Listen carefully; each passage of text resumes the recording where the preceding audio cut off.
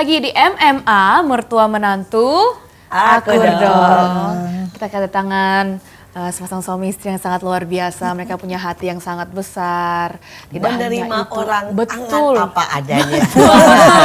betul. Ini yang ajaib dari mereka. Yang jelek, yang bagus, yang semua kurang jenis ajar diterima.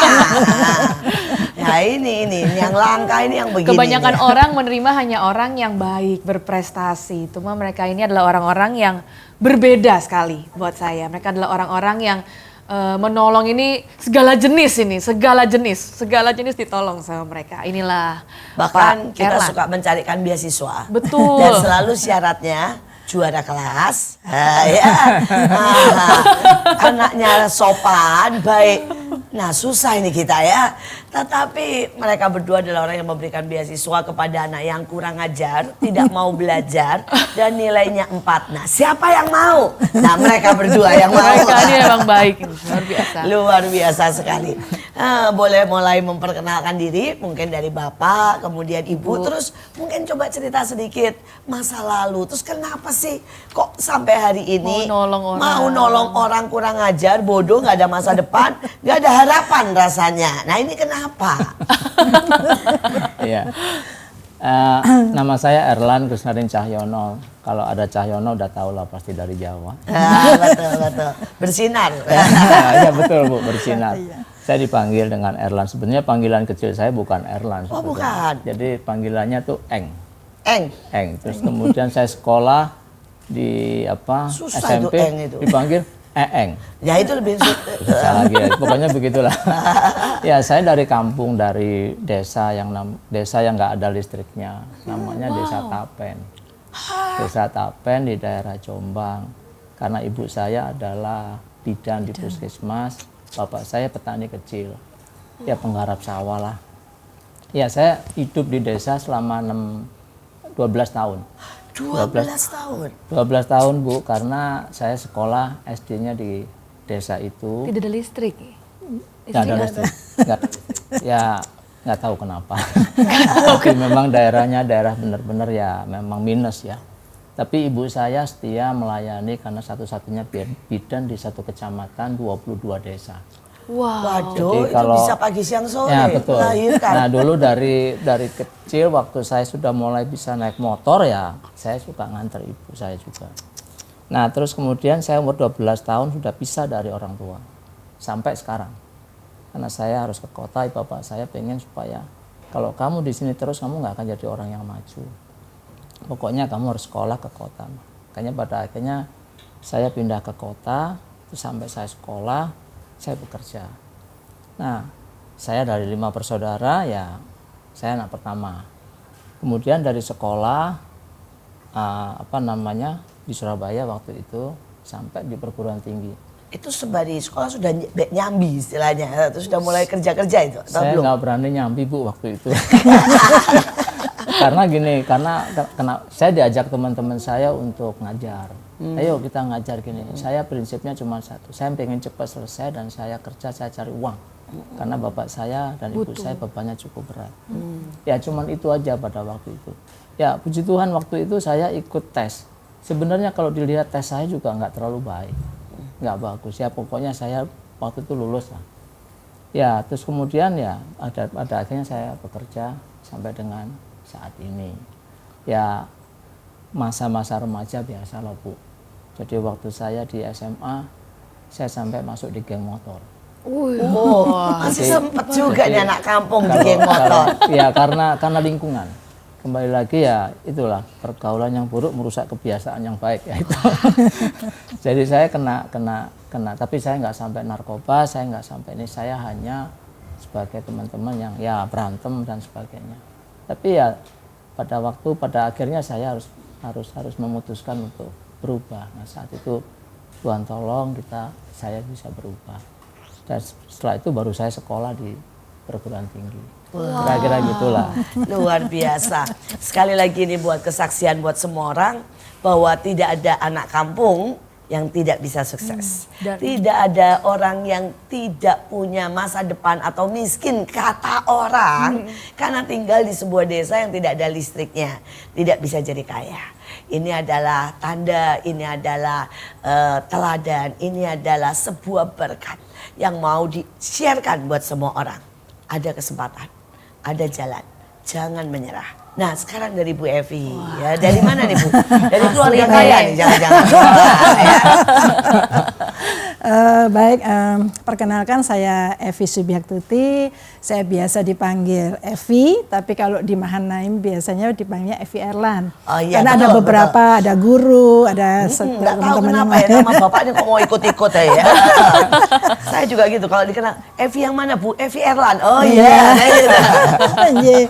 Nah, kalau saya dengan Pak Erlan berbeda, saya tinggal di Surabaya, Bu. Saya tinggal walaupun itu di pinggiran Surabaya, tapi tetap masih tinggal Ada di listrik kota. lah, ada listrik. Ya, sekolah juga dengan semua fasilitas yang baik seperti itu. Berbeda dengan tadi yang Pak Erlan Ya sampaikan. terus kok mau Mbak Pak Erlan? Lo kan beda nih ya, status beda lo ya Bu ya. Sini lumayan, Ya. ini kok mau itu dulu. Ya, Itu- nanti ya. Nanti cerita lo ya. Itu nanti cerita. Jadi kalau Ibu bidan, Ibu saya perawat. Oh, Ya. pantesan masuk. mau ya. Gitu. Ada benang merahnya istilahnya. Saya 3 bersaudara, kakak saya laki-laki sekarang ada di Surabaya, saya di sini, lalu adik saya laki-laki ada di Bekasi juga. Mereka dulu waktu mudanya mereka atlet-atlet sepak bola sampai hari ini. Wow. Dan mereka punya sekolah sepak bola untuk anak-anak yang tidak mampu. Ada di Surabaya bersama keponakan saya. Nah, itu jadi orang tua kami mengajarkan bagaimana mengasihi. Itu dari kami kecil. Bagaimana berbagi, karena kami tinggal di lingkungan di mana waktu itu bapak dan ibu inilah walaupun bukan keluarga kaya, keluarga sederhana, tetapi bisa menjadi berkat bagi sekeliling. Jadi dari kecil kami sudah diajarin itu untuk bagaimana kalau misalkan contohnya ada satu kue, lalu saya akan makan kue itu di teras depan, bapak saya akan panggil, kamu di luar itu boleh dibagi nggak sama temannya? Kalau boleh dibagi, kamu keluar, dibagi sedikit. Tapi kalau kamu tidak mau, makanya di dalam. Supaya temanmu yang tidak punya kue itu tidak hanya melihat dan pingin. Seperti itu. Jadi itu saya dan orang tua saya. Benih yang dari kecil ditanamkan tidak akan pernah sia-sia. Mungkin banyak orang tua, apalagi sekarang, yang tidak peduli dengan benih-benih kecil, pelajaran-pelajaran kecil yang mungkin dicerewetin atau ditanamkan kepada anak-anak kita. Sampai hari-hari ini dikatakan 80% di dunia fatherless dan motherless dan diasuh dengan gadget. Tapi lewat kesaksian Ibu Evi, saya berharap kita kembali menanamkan setiap value, setiap mutiara kepada anak-anak kita. Karena itu tidak akan lari kemana-mana. Luar biasa. Kita teruskan ya Pak. Nah setelah itu bagaimana nih ketemu atau terus sampai sejauh ini ya. Sampai Tuhan angkat sebegini ya sekarang. Puji Tuhan lah. Bisa disebut kaya raya. Ya. Kita tuh tidak boleh malu loh kalau kaya raya ya. Karena itu berkat. Tapi yang luar biasa Bapak Ibu semua ya. Mereka tidak pernah memakai apapun yang mereka punya. Fasilitas, berkat, anugerah untuk diri mereka. Mereka lebih banyak memberi. Mereka lebih banyak untuk berbagi. Dan Bapak Ibu boleh lihat bajunya, dan ini bukan karena make up atau karena mau tampil spesial, dan ini baju sehari-hari mereka. Ya, tidak Baju ada kantor barang ya. merek ya yang terlalu mahal. Jadi sekali lagi ini sungguh-sungguh teladan yang luar biasa. Nah, silakan Pak, atau Ibu dulu atau Bapak dulu. Pak Erlan, silakan. Ini cerita waktu ketemu ya. Bu? Ketemu. Boleh, waktu ketemu saya atau waktu Tuhan angkat dulu, yang mana nih? Ya, Ketemu. setelah saya belajar dan sebelum lulus pada waktu itu ada teman saya ingin memperkenalkan. Karena saya sebetulnya saya tidak mau pacaran, saya tidak mau married dulu sebelum saya selesai karena saya melihat orang tua. Saya dipaksa Bu. Udah saya kenal belum tentu dia mau kok. Yang mungkin kenalan aja lah gitu. Dipaksa. Saya nggak mau. Terus habis itu enggak, saya mau belajar. Terus akhirnya dikenalin, diajak terus, Dioyok-oyok ya menghormati lah ya. Ya udahlah, tapi jangan kecewa ya kalau seandainya saya dikenal cuma, oh ya cuma kenalan kok gitu. Dan saya tahu dia sebetulnya senang sama dia. Gitu. Orang itu. Iya. Loh. Saya tahu karena Jadi saya bapaknya dengar umpan cerita lambung. loh. Jangan ini. Enggak, saya nggak ada apa-apa gitu. Nah, dikenali. Saya cuma satu waktu itu yang saya selalu minta Tuhan begini. Saya butuh teman hidup yang setia. Dan saya ingin diberi tanda oleh Tuhan, itu aja. Saya cuma satu itu prinsipnya, nggak tahu lah backgroundnya apa, terserah lah. Nah, waktu saya dikenalin pertama kali ya ketemu, saya langsung, wah ini setia ini. Bisa loh. Saya nggak tahu Bu, saya nggak tahu. Loh ya. Oh, belum kenal, belum tahu, belum nanya kok wes tahu setia itu piye. Mengujinya berikutnya. Ujian kok berikutnya. Ya itu akhirnya saya bilang, ya tipikalnya baik, saya bilang gitu, dan orang tuanya baik. Ya saya pulang, nggak ada apa-apa sama sekali. Berikutnya saya dipaksa, akhirnya siang hari, udahlah pokoknya ke sana. Dikenalin sekali lagi. Udah, setelah itu dia bilang, kamu pergi sendiri. Nah itu saya nggak mau. Saya terus terang aja kalau saya ketemu cewek, minder saya. Aduh. Saya tuh minder, saya bilang, waduh nggak apa-apa, pokoknya ketemu aja gitu. Aduh, diledekin teman-teman di kos-kosan. Apa sih Lan? Orang kamu tuh apa laki-laki kok nggak berani cuman gitu. Ya akhirnya saya memberanikan diri. Ya cuma satu, kalau saya datang, saya diterima, saya terusin. Tapi kalau enggak saya pulang lagi. Seminder itu ya. Memang saya minder karena background orang tua, background ini, dan di mana-mana saya minder. Sampai saya lulus saja waktu itu saya presentasi. Saya nggak bisa presentasi dengan baik karena saya gagap. Jadi saya gagap, minder. Gagapnya itu karena minder, bukan gagap atau memang gagap? Memang saya gagap. Jadi Memang kalau saya sekarang ini ajaib nih sudah disebut. Ya ajaib Bu, makanya saya juga heran. Kok saya bisa ngomong di depan orang banyak, saya juga heran. Makanya kalau seringkali saya kalau diminta untuk saya bersaksi gitu ya, kalau Tuhan bawa saya sampai dengan saat ini, ajaib itu bukan karena saya, ini pasti bukan. Karena saya tahu persis background saya, latar belakang saya gitu. Jadi saya tuh gagap, jadi dulu kan gitu selalu. Nah tapi ya kita sekarang lancar kan. Lancar lagi. Bagus. Ya. Bapak Ibu, beliau adalah pembicara di mana-mana, motivator di mana-mana, dan beliau selalu mendapat award ya. Jadi nggak mungkin lah orang berkata, yang begini minder ini nggak mungkin, yang begini gagap ini nggak mungkin, ganteng, diberkati, kurang apa ya Bu ya.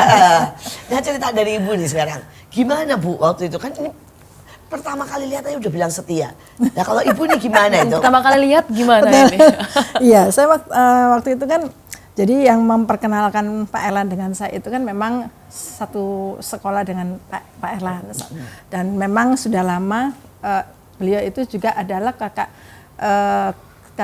saya di youth, di anak-anak muda gereja. Jadi sudah lama tahu saya. Terus diperkenalkan, nah saya juga kok nggak tahu begitu ketemu itu, dan bahkan yang memperkenalkan saya sebenarnya itu sudah menjodohkan antara orang tua Bu, seperti itu. Wah, sampai sebegitu sampai jauh. Seperti itu. Ya, terus akhirnya nggak tahu juga. waktu diperkenalkan Pak Erlan kok saya juga hati saya kok yang ini gitu ya Bu ya. Jadi saya nggak ngerti ini memang benar-benar apa perjodohan dari adanya. Tuhan, ya. Jadi kalau dulu kalau malam minggu atau apa gitu, saya lebih senang pulang kerja tidur. Nah nanti bapak ibu saya itu sudah tahu kalau nanti yang datang oh tidur gitu, tapi kalau Pak Erlan yang datang oh ada. Aduh. Sudah dipesan. Ini dibangunin. Ya begitu. Jadi saya dulu nggak tahu, pokoknya ya zaman itu kan Bu anak-anak muda pakai katana, ya datang ke rumah dan sebagainya. Pak Erlan cuma naik motor tek yang jelek gitu. Ini bukan rahasia. Oh iya. Belum sampai rumah saya udah dengar. Oh ini motornya udah tahu. Kalau saya melihatnya begini, kalau tidak menyalahkan mereka datang mau dengan kendaraan apa saya. Terus saya berpikir begini, ini kendaraan bapaknya. Kalau ini kan memang mahasiswa, sedang sekolah memang dana tidak ada, ya apa adanya beliau. Ibu malah bisa berpikir begitu. Ibu nggak malah mikir gini, aduh nek kawin be orang sing miskin nanti sengsara. Nggak mikir gitu toh Bu? Tidak Bu, tidak. Waktu itu beliau tuh pernah datang, jadi ini Katana, ini motornya beliau, yang ini zaman itu apa ya, Toyota apa sih Pak yang lama itu? Corona, bukan Corona. Corona, loh Ibu sampai Toyota ingat zaman loh itu. Pak. Iya, udah. Dijepit be Yang mobil motor. ya. Nah yang dua ini ngobrol sama kakak saya, udah saya sudah nggak ini lah, lalu saya ya, menemani Pak Erlan. Bu, teman saya yang memperkenalkan itu adalah profesor sekarang, profesor termuda di ITS. Pada saat dia jadi promote jadi profesor, dia adalah profesor yang Termuda. termuda. Dan dia juga aneh ya, bisa sangat istilahnya ngotot Sampai untuk kenalin menjodohkan orang tua kalian segala ya. Saya nggak tahu, saya juga nggak tahu, saya juga mikir-mikir kenapa mesti dikenalin ke saya bilang gitu. Betul. Jadi Ya, menurut betul. saya ini tangan Tuhan. Iya, iya. Kita seringkali tidak tahu bagaimana Tuhan mempersiapkan jalan bagi setiap kita. Tapi ada sebuah karpet merah yang kalau kita ikuti, walaupun itu mungkin bukan sesuatu yang sepertinya menawan, sepertinya sangat sederhana, tapi ujungnya sangat luar biasa. Ini adalah pasangan yang memilih hati, bukan memilih harta. Yang memilih karakter, bukan memilih penampilan. Saya berdoa itu menjadi pelajaran yang kuat buat setiap kita. Ribuan anak-anak muda yang melihatnya, saya berharap ingat itu. Memilih hati dan memilih karakter adalah sangat penting. Nah kita next ya. Ini sebuah perjalanan panjang, tapi Bapak dan Ibu itu contoh. Pertama keluarga yang ya istilahnya sekinah. Ya, dan keluarga yang benar-benar sampai sejauh ini luar biasa. Dan kemudian banyak memberkati dan juga berhasil. Apa sih Pak rahasianya? Dari keluarga miskin loh, tidak ada fasilitas. Tidak ada juga teman-teman yang istilahnya barang titipan ya, tolong ya diangkat, kan tidak ada begitu toh. Ya. Dari pihak kedua belah pihak. Apa rahasianya untuk berhasil? Saya pertama waktu mau bekerja, ada pesan dari bapak saya.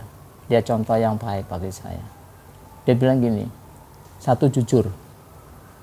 Kedua, jangan pernah mengeluh. Nah, kata-kata itu nggak pernah saya lupakan sampai dengan detik ini. Yang jujur ya, kalau kamu nanti ikut orang yang jujur. Kedua, ngeluh gagal. Jangan pernah mengeluh dalam hidupmu. Kalau kamu mengeluh, gagal. jadi kata-katanya gitu, mengeluh gagal. Tapi kamu nggak mengeluh, kamu berhasil. Jadi kata-kata itu sampai sekarang. Jadi masalah apapun yang saya hadapi, ya saya satu hal saya nggak boleh mengeluh. Makanya saya hanya banyak kalau saya nggak boleh ngeluh, itu bicara nih, ya saya cuma bisa berserah sama Tuhan. Makanya nilai itu bagi saya penting. Nah kemudian yang berikutnya waktu saya meniti pekerjaan dari awal, ya gaji saat itu biasalah Bu. Saya waktu diwawancarai, kamu minta gaji berapa? Ya terserah Bapak mau gaji berapa. Enggak, kan orang tuh kalau lulus punya ini kan harusnya punya nilai dong. Ya sampaikan nilainya berapa supaya kami bisa mengerti. Saya nggak mau. Terserah Bapak, Bapak yang bayar kok. Jadi saya kan nggak pernah punya pengalaman bekerja. Saya terima aja. Kalau kamu setahu kamu sekarang ini berapa sih kalau teman-temanmu bekerja? Saya tahunya itu 250.000. 250.000 waktu itu. Nah, terus habis itu dia ya udah.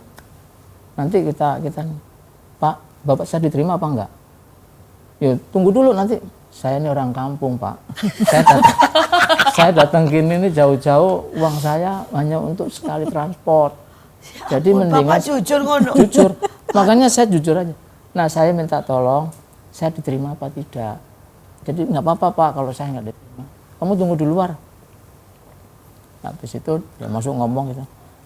Erlan, ya Pak, kamu sekarang tes kesehatan. Kalau tes kesehatanmu sehat, Ya, kamu masuk. Oh, saya sehat pasti, Pak.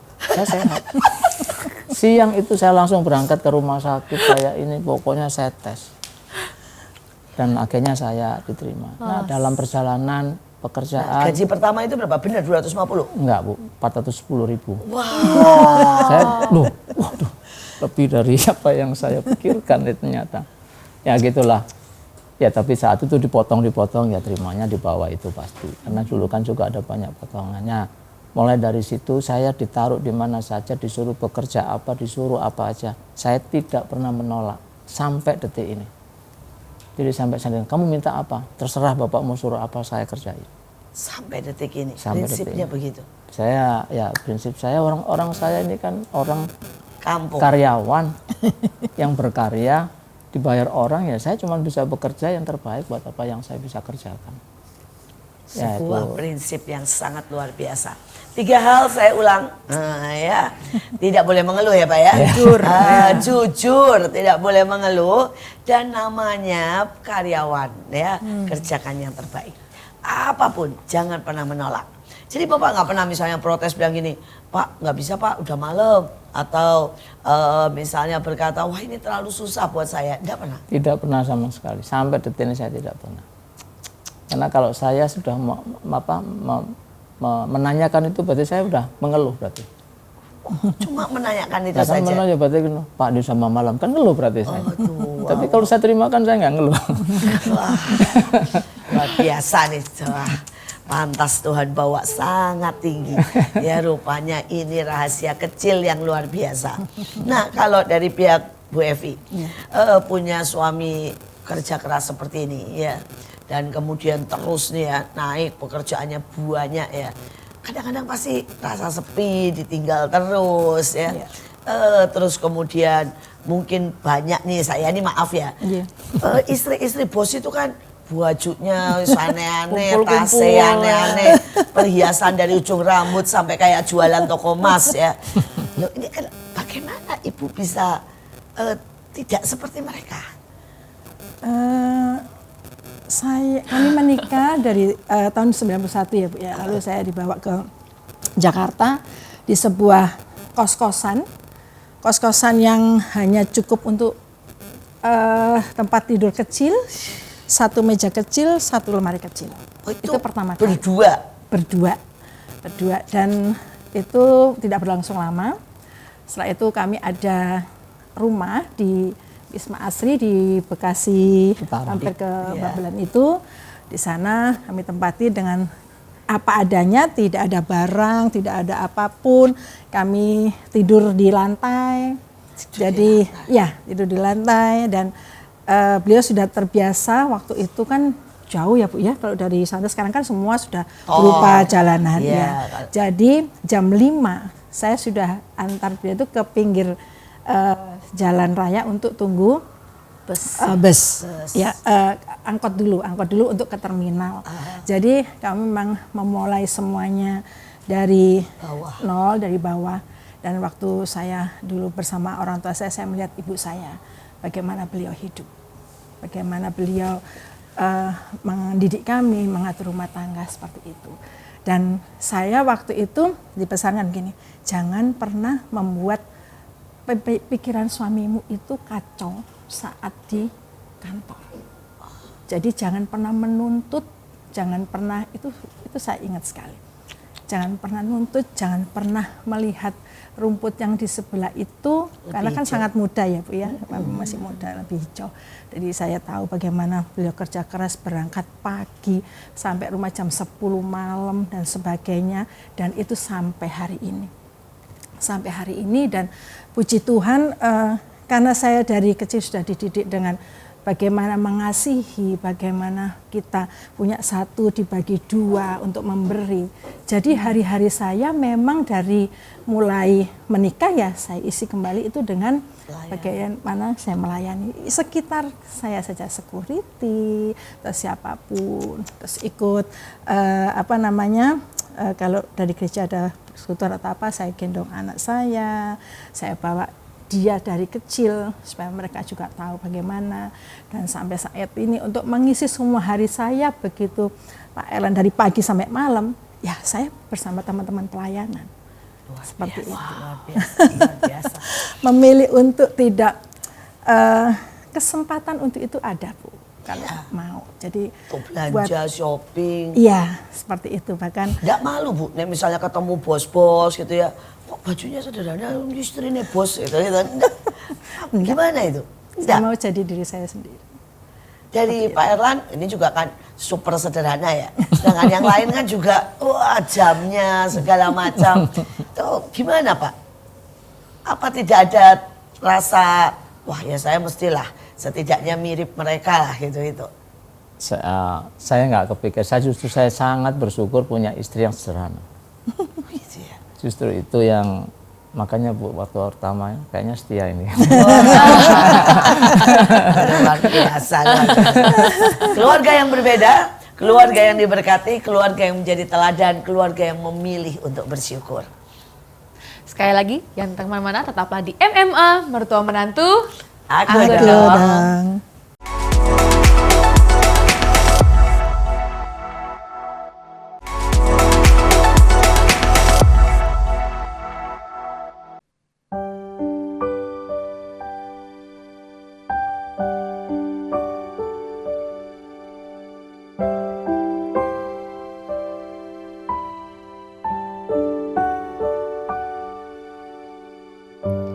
Bapa kau mendengar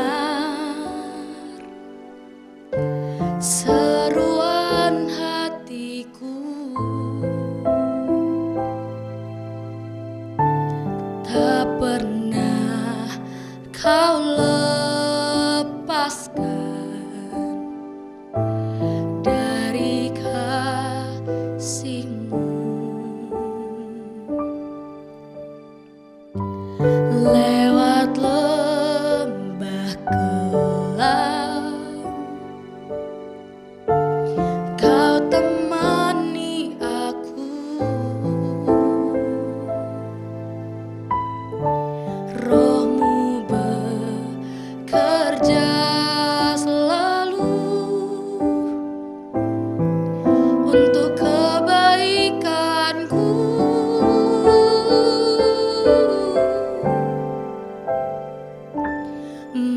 Mengalir kuasa dari tempat maha tinggi, Bapa kekal mulia, kau hadir di sini, memulihkan hati, menyembuhkan yang terluka, ku kan tenang bersamamu, Bapa.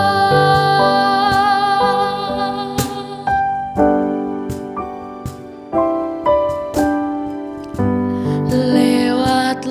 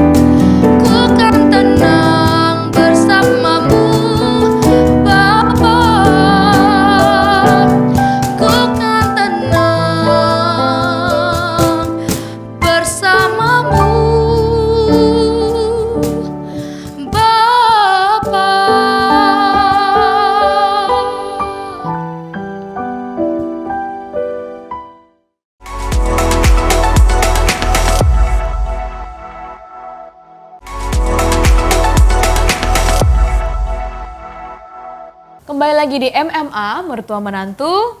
Aku dong. Ini masih dengan kita lanjutkan dengan kisah-kisah yang sangat ajaib dari Bapak Erlan dan Ibu Evi. Tapi kita mau lanjut lagi nanya ke Ibu Evi nih sekarang nih. Ini kan cerita waktu masa-masa Pak Erlan lagi pas pergi kerja, itu kan diisi dengan pelayanan. Nah itu apa aja Bu yang diisi? Pelayanan apa aja? Mungkin apa yang dilakukan? Kan nggak ke mall nih. Dengar nih yang paling keren. Tidak belanja-belanja. Adalah ibu menjadi ibu asuh. Wow. Dari lebih dari 100 anak. Betul. Nah, sampai ngurusin makan, popoknya, sampai ngurusin bangun tidur, sekolahnya, bahkan nyariin pekerjaan dan semuanya. Nah, sekarang kami mau dengar sebuah cerita. Aduh, pergulatan sampai air mata menghadapi anak-anak enggak karu-karuan. Nah, Anaknya nggak cuma beberapa ini. iya, lebih dari 100 loh ya, yang enggak karu-karuan lagi, bukan sing karuan. Iya, kalau saya mengisi hari-hari saya di luar panti ya Bu ya, sebelum saya ada di panti itu memang saya banyak bergerak untuk mensupport anak-anak, terutama anak-anak hamba Tuhan di daerah-daerah dan sebagainya. Itu yang di luar sana yang saya paling ketemu itu cuman beberapa waktu sekali. Tapi begitu Tuhan utus saya di sebuah tempat di mana saya harus bertemu dengan, pertama saya tidak pernah harus berhubungan langsung dengan mereka, ketemu langsung dan sebagainya.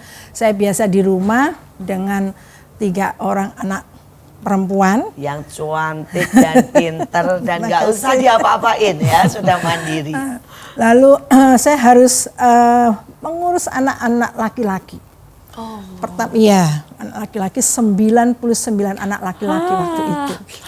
Jadi itu sesuatu yang luar biasa sekali. Saya sampai dengan berbagai macam karakter, dengan berbagai macam asal usul mereka. Menghadapi anak-anak ini tidak mudah. Jadi saya selalu hanya cuman bawa doa saja buat anak-anak ini, dan kalau pulang ke rumah ya saya, teman curhat saya beliau ini ya saya ceritakan sehari ini, menghadapi yang berbagai macam karakter yang luar biasa. Sebentar nanti dipanggil karena ini mencuri di sini, ini seperti ini. Kadang berpikir gini, gimana ya, cari yang enak aja deh, yang gampang, yang anak baik-baik, yang anak nanti bisa sekolah dengan baik-baik dan sebagainya. Tapi seringkali memang saya ada ngobrol seperti itu. Tapi di hati kecil saya kembali lagi, Bu. Ini jiwa-jiwa. Nggak bisa. Ya. Jadi kalau cari yang gampang-gampang, yang enak. Banyak yang mau, Bu. Iya, banyak. Jadi yang seperti ini cuma ibu yang mau. Nah itu masalahnya sama bapak ini. Jadi kalau dalam diskusi gitu Bu ya, sama teman-teman dan sebagainya itu, kadang-kadang ada sedikit gini, iya enak cari yang enak, tapi di sisi hati saya enggak.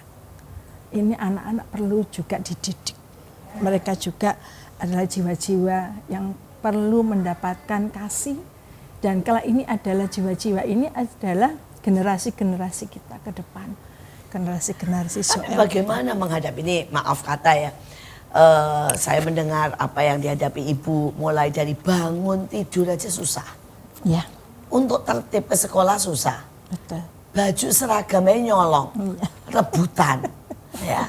Terus kemudian jadi katanya ada teror setiap pagi karena baju seragam suka itu saling ambil-ambilan. suka saling ambil-ambilan. Ya. Betul. Curi-mencuri terjadi. Ya. Bahkan kadang-kadang perkelahian terjadi. Nah, ini maaf ya, ini nih problem yang mungkin banyak orang tidak tahu lagi bagaimana menghadapi, sampai ibu-ibu stres. Dan 99 orang. Dan ini 99. Saya yang mengurus mungkin 4 orang itu sudah wah gitu ya misalnya ya. Bagaimana ini mengurus 99? Nah ini caranya gimana? Tipnya bagaimana? Tipnya ya saya bekerja sama dengan mentor Ibu tentunya. Jadi saya begini, saya waktu awal datang sini, ini adalah rumah kedua saya. Jadi kalau rumah saya di sana ada aturan, di sini juga harus ada aturan. Maka perlahan-lahan saya bikinlah sesuatu aturan itu. Untuk bagaimana yang mereka tidak pernah tidur siang. Itu nggak bisa Bu, itu ramainya luar biasa. Karena mereka tidak biasa. Ya, tapi saya bilang nggak bisa Bu, bisa perlahan-lahan. Nanti kalau mereka sudah merasakan kalau pulang sekolah, habis makan capek, tidur itu enak dan itu bisa berjalan.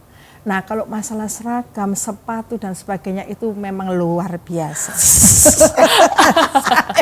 Itu Setiap benar-benar hari ya, masalah. setiap hari, setiap saat. Nanti sudah sampai sekolah tidak bawa, tidak pakai seragam, tidak pakai kaos kaki dan sebagainya. Iya, Dan saya itu kan dengar sudah dari diatur. kaos kaki sampai celana Iya. dalam.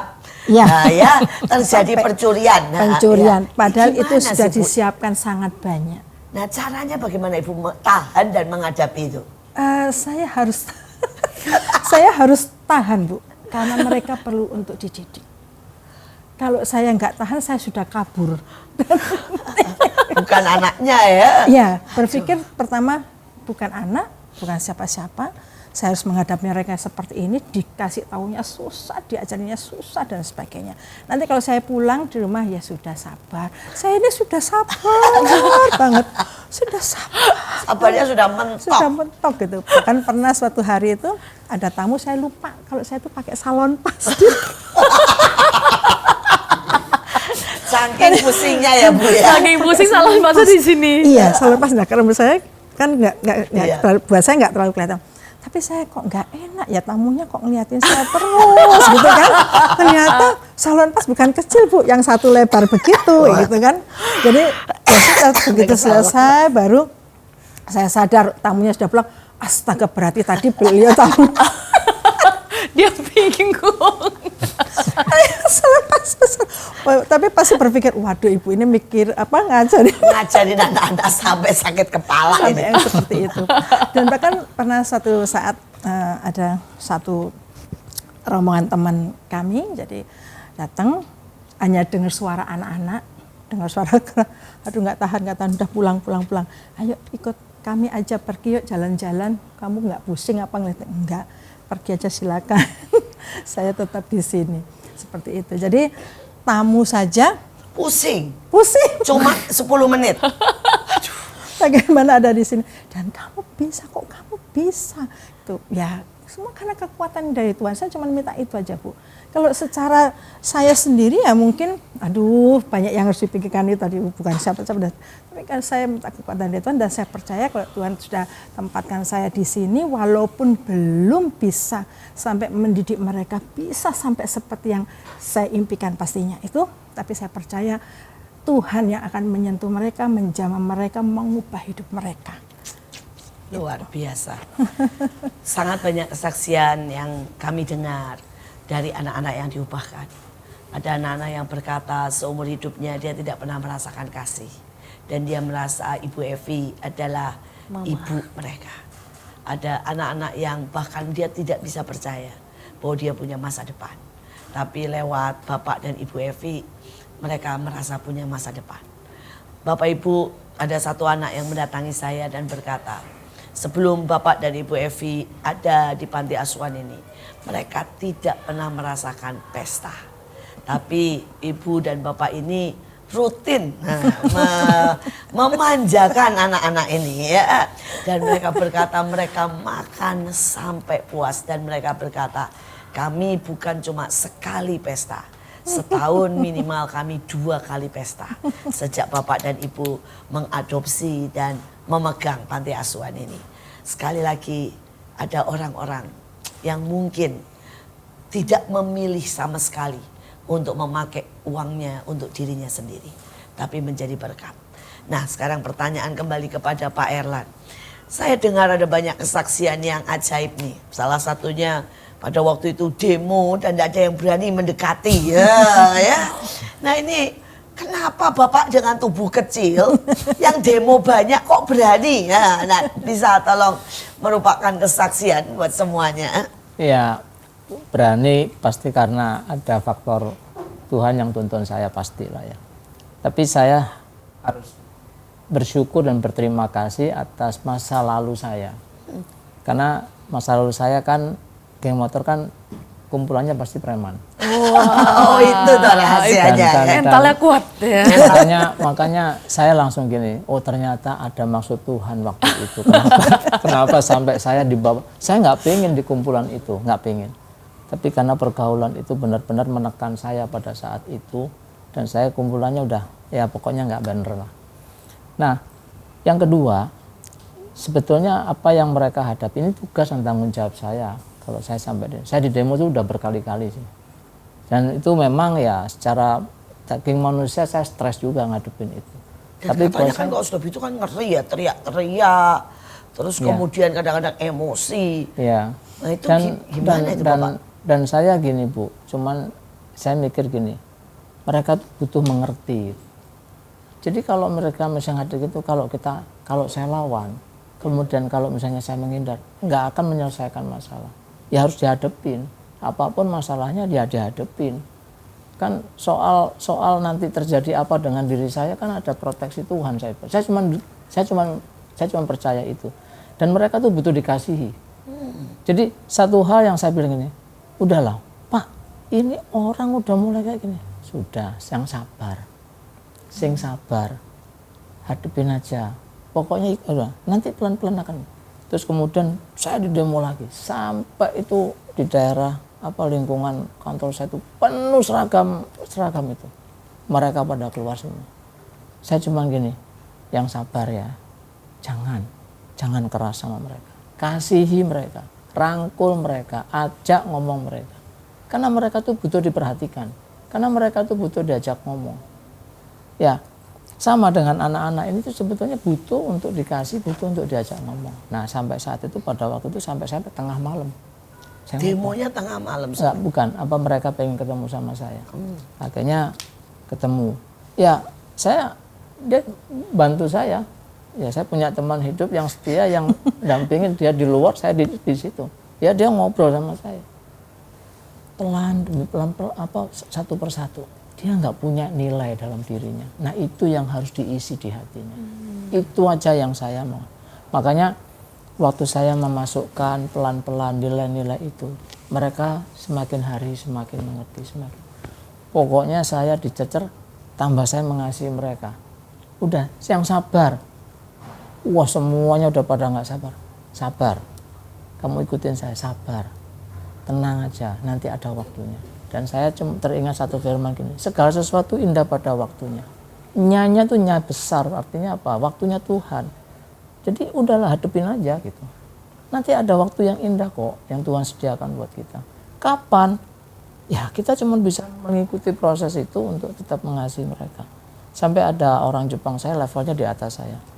Waktu itu dia datang ke tempat saya, nangis di depan. Ngapain kamu nangis? Saya nggak bisa ngatasi mereka. Tenang, sabar, pasti akan berubah. Yang sabar, tenang, be patient. Tenang aja. Jadi kalau Bapak dimaki-maki gitu, Bapak senyum gitu? Iya, saya. Waduh. Saya pernah dikasih itu di depan saya. Ini teman-teman saya banyak. Permisi, saya juga minum nih. Ya, silakan. Saya ajak ngomong nggak mau ngomong kan, langsung diburak begini. Teman-teman saya pada bilang, nggak boleh. Tenang, sabar. Oh, ini maksudnya. Ya sudah Mas, nggak apa-apa. Ya saya kasih senyuman aja udah. Besok saya ketemu juga senyum. Pokoknya jangan hadapin mereka dengan kekerasan. Jangan. Kalau dia keras, kamu nggak ada bedanya kita sama dia dong. Sama artinya. Berapa lama terlama Bapak menghadapi itu? Dalam satu periode ya? Satu periode itu kira-kira 2 tahunan lah, 1,5. 2 tahun? Sampai selesai semua? Nah ini saya juga sekaligus kesaksian. Saya baru terima tamu dari Amerika Latin.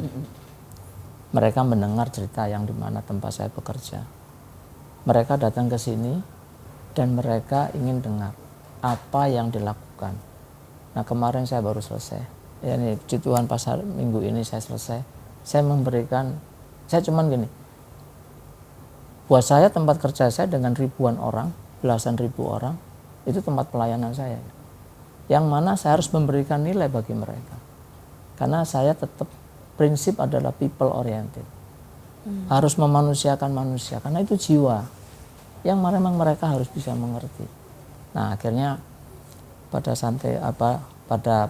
satu saat mereka ketika sudah mulai terjadi mulai keharmonisan timbul, dia langsung mikir gini, kok bisa ya Pak?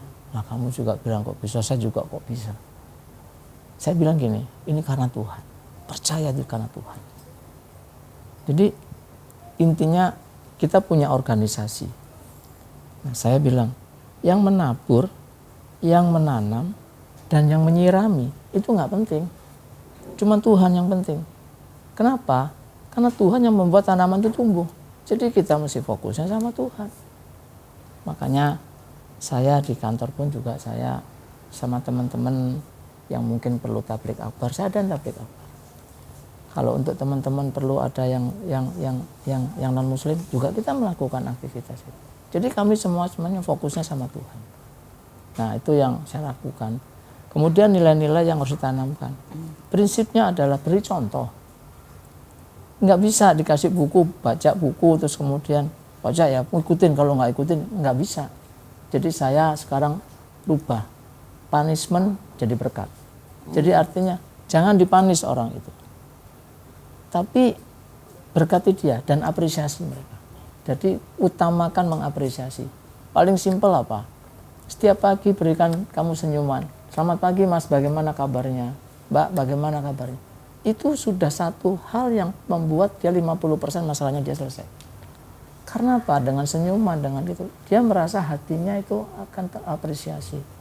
Baru setelah itu nilai yang kita masukkan dengan apa? Saya ditanya waktu itu Bu, menurut kamu nilai yang seperti apa? Ini nilainya. Jadi kalau kamu minta bahwa teman-temanmu berubah, tunjukkan bahwa ini nilainya, ya diri kamu. Dari siapa? Ya dari yang di atas. Ya saya dalam hal ini ya saya harus bisa memberikan nilai itu. Nah nilai-nilai itu yang terinternalisasi, mereka akhirnya mengikuti dan mereka bisa berubah. Seringkali kita tidak bisa tahan pada waktu kita menghadapi masalah dan kita maunya instan selesai. Kalau kita mendengar kesaksian itu seringkali cuma 1-2 menit. Dan tanpa kita sadar, di dalam jiwa kita berpikir masalah mereka akan selesai secepat itu. Padahal kenyataannya itu 1-2 menit kesaksian adalah hasil dari doa, dari pergumulan, dari teladan selama 1-2 tahun. Berapa banyak dari kita untuk mau bertekun, mau tetap percaya, mau tetap bersabar. Seperti yang dikatakan, mari menabur, mari memberi value. Mari memeluk, mari memberikan kasih. Karena bahkan musuh yang paling mengerikan, mereka tetap manusia yang membutuhkan kasih. Dan tidak ada seorang pun yang bisa menolak. Karena kasih adalah esensi kehidupan. Nah, ini sesuatu yang sama-sama bergumul ya. Jadi kalau pulang bisa ceritanya sama-sama bergumul ya. Satu menghadapi demo, ya. Yang satu menghadapi anak-anak ya.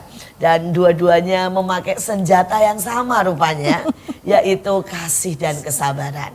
Nah, kami mau minta kesaksian nih.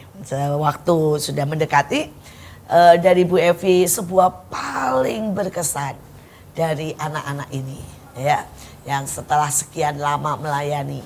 Dan dari Pak Erlan paling berkesan selama Bapak menghadapi masalah, tantangan, sampai Tuhan angkat sejauh ini. Nah, lady first, Ibu dulu nih. Iya, baik. Yang paling berkesan adalah saat saat saya bisa melihat anak-anak ini bisa berubah, walaupun tidak yang sampai wow, gitu. Tapi ada sesuatu yang mereka mau mendengar, mereka mau dididik, dan itu adalah memang sesuatu yang terus hari-hari saya isi buat anak-anak Bu. Biar bagaimanapun, biar kadang sampai jengkel banget itu, tetap saya punya waktu untuk panggil mereka. Saya ajak ngobrol, saya ajak bicara mereka dari hati ke hati. Saya ajak bagaimana setelah nanti kalian lulus dan sebagainya, kita bicara dan sebagainya. Nah, pengalaman-pengalaman itu itu yang terus di hati saya ini, yang membuat teriris-iris gitu ya, ya seperti gitu ya. Kalau memikirkan anak-anak, bagaimanapun juga sekali lagi mereka jiwa-jiwa. Saya tidak bisa biarkan lepas begitu saja. tetap minta perlindungan Tuhan, pertolongan Tuhan, kekuatan sekali lagi dari Tuhan. Semua yang dari Tuhan buat anak-anaknya seperti apa yang harus saya lakukan. Dan mereka saya anggap sudah menjadi anak saya sendiri. Dan apalagi kalau lihat yang balita, yang TK, itu aduh, itu ada sesuatu tersendiri di hati saya, ya. Jadi kalau impian dan cita-cita saya buat mereka adalah kalau anak saya juga sarjana, mereka juga sarjana. Kalau anak saya bisa bekerja dengan baik, mereka bekerja dengan baik. Dan puji Tuhan, beberapa anak alumni selama 3 angkatan ini mereka sudah bekerja berapa, ya, dan 2 orang mahasiswi ini nanti akan menyusul. Beberapa sudah selesai loh Bu, jangan lupa. Dan seperti itu. Ada Dedi yang sudah selesai, sudah lulus ekonomi, akuntansi, ada beberapa yang luar biasa S1 berkat mereka berdua, luar biasa sekali. Dari Pak Erlan nih Pak, kesaksiannya yang paling berat atau paling berkesan. Ya, terakhir ini memang ini yang buat saya selama sepanjang perjalanan hidup saya nih, saya sih nggak bilang bahwa ini berat, tapi ini adalah exciting challenges lah. Buat saya mau merubah sesuatu negatif harus jadi positif. Misal, barang ini jelek. Enggak, itu bukan jelek. Barang ini perlu diperbaiki. Satu contoh simple. Nah, saya yang paling berkesan adalah ketika bagaimana orang-orang yang begitu sangat keras, frontal dan sebagainya, itu bisa berubah. Nah, bagi saya yang terakhir ketika ada sekian belas ribu orang, terus kemudian mereka tidak harmonis, itu buat saya yang paling berkesan. Gimana supaya mereka hidup harmonis, bagaimana mereka saling bekerja sama. Itu kebetulannya di tempat pelayanan saya, tempat pekerjaan saya. Nah, itu yang menggembalakan 1000 aja pusing ya. Ini belasan ribu. Jadi ya buat saya ini amazing lah Bu, dan saya senang, dan saya terus terang aja luar biasa Tuhan tunjukkan bahwa pada akhirnya gini, ini kalau bukan karena Tuhan nggak mungkin, dan saya bisa apa dengan itu. Senjata saya cuma satu aja, bahwa ya firman itu harus jadi daging gitu, benar-benar itu nyata. Dan itu saya lihat dengan mata kepala saya sendiri. Buat saya mengalami yang seperti itu, mengalami Tuhan yang seperti itu, ya itu yang amazing buat saya, dan saya sangat senang. Dan itu tidak hanya saya, tapi orang-orang di luar sana yang mungkin tidak sama dengan saya pun juga dia mengakui ini apa nih, ini kayaknya ada sesuatu yang aneh nih, kalau bukan dari mereka dari alam semesta, dari ini, ya terserahlah dia menyebutnya apa. Tapi ya itu kenyataan yang saya lihat. Dan terakhir saya cuma bisa bilang sama teman-teman semua, ini menjadi quote saya yang saya selalu sharing ke teman-teman. Ketidakpastian dan perubahan itu adalah keniscayaan. Sampai kapan pun tidak akan pernah yang namanya tidak ada perubahan. Karena itu yang abadi, yang tidak pernah berubah, ya perubahan itu sendiri. Nah, itu harus dipimpin dengan 3T. Taat, tekun, tulus. Harus kita tetap taat, tekunin, lakukan, dan lakukan dengan ketulusan. Luar biasa. Inilah hidup yang harus dilewati, taat, tekun, dan tulus. Dan setiap kali kita melewati dengan ketaatan kepada Tuhan dan ketekunan untuk mengerjakan apapun yang di depan kita, sesederhana apapun, dengan sebaik mungkin dan dengan hati yang tulus. Jangan untuk tikam sana, tikam sini, sodok sana, sodok sini. Apalagi sampai menginjak dan mengorbankan orang lain demi keuntungan kita. Ada Tuhan yang melihat, ada Tuhan yang menyelesaikan. Dia sekali lagi Alfa dan Omega, artinya yang awal dan yang akhir. Dan dia pasti berjalan bersama kita. Ini contoh keluarga yang memilih meletakkan semua kenyamanan pribadi dan memilih hidup jadi berkat. Seperti nama mereka, bercahaya. Seperti nama mereka, selalu setia. Sekali lagi, ketekunan pasti membuahkan hasil. Ketulusan pasti tidak pernah menjadi bumerang yang sia-sia. Sekali lagi, tetaplah jadi orang-orang yang memberi, jadi orang-orang yang bercahaya bagi sekitarmu. Dimanapun keadaannya seperti apapun, milihlah untuk terus bercahaya. Inilah keluarga yang luar biasa, keluarga Cahyono. Wah, ini luar biasa, sungguh-sungguh mendeskripsikan namanya. Inilah keluarga Cahyono, Pak. Ibunya ada kata setia loh. Oh iya, betul. Inilah Jadi keluarga benar-benar yang bersinar bercahaya, dan benar-benar setia, tekun, menjadi contoh panutan bagi banyak orang. Inilah MMA, mertua menantu, akur dong. Jangan lupa untuk like, komen, dan subscribe YouTube kita Asia Zara dan stay tune untuk episode-episode selanjutnya. Sampai jumpa.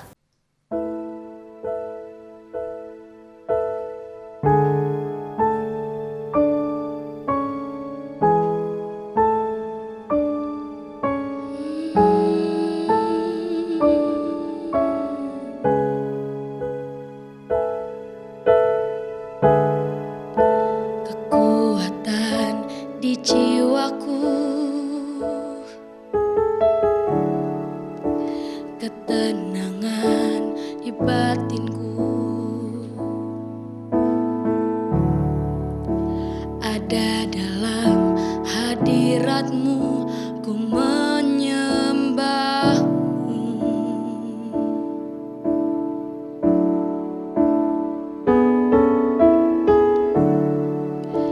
Tersungkurku di kakimu, rasakan hadiratmu. Takkan ku melepaskanmu, kau cahaya bagiku, mengiringmu seumur hidupku, masuk dalam rencanamu Bapa. Pikiranku, kehendakku, ku serahkan padamu. Harapanku hanya di dalam-Mu, ku kan teguh bersamamu Bapa.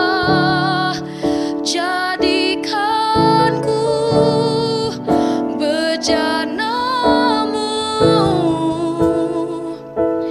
untuk memuliakan-Mu.